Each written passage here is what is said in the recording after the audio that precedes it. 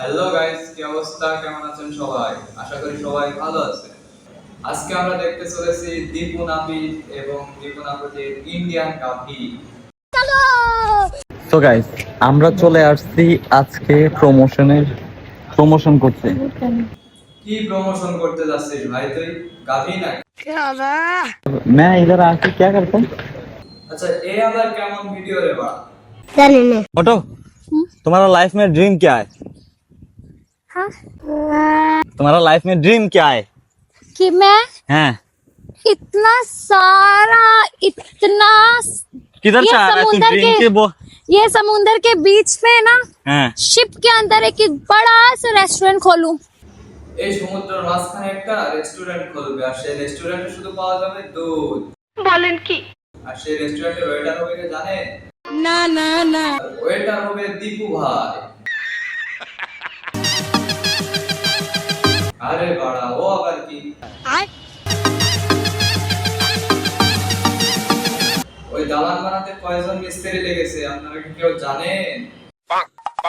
তবে ওই দালানে যে সাদা পানি আছে তা সারা বাংলাদেশের মানুষ খেয়ে ফোরাতে পারবে না।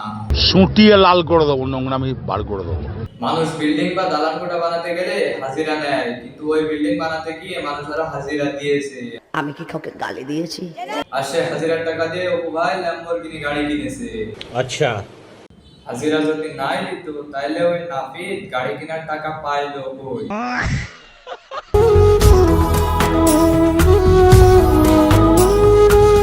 ওর ওই হাল কি জন্য জানেন আপনারা? না না না, কাহিনী তাহলে শোনে। ওই একটা আজব গুহার ভিতর প্রতিদিন হাত দিত, এত কথা বাদ দিয়া আসলটা ক। কিন্তু হাত দিয়ে ওই গুহার আয়তন বুঝতে পারতো না। তাই একদিন হঠাৎ করে ওই আজব গুহার ভিতর মাথা দিয়ে দিল, কিন্তু গুহাটা তো আজব গুহা ছিল, তাই মাথা দেওয়ার সাথে সাথে মাথার চুল সব ঝরে গেছে।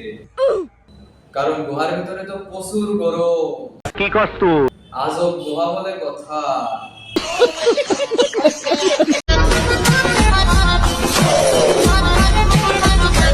বাহ, কি দেখালে তুই বাড়া! অন্ধকারে তো কিছু দেখতে পারলাম না, লাইটের তো চার্জ নেই। নে, সে বাড়া ব্যাডই পাচ্ছে না, তা ধরবে কেমন? আপনারা বাড়া বসে খালি মজাই দেখতে পারেন, কে ওর কাছে যেতে ধরলে তো কষ্ট কম হয়, বলছেন না আপনারা? अच्छा। সেওড়াটা ব্যাড পাচ্ছে না, ওর কষ্ট হচ্ছে না।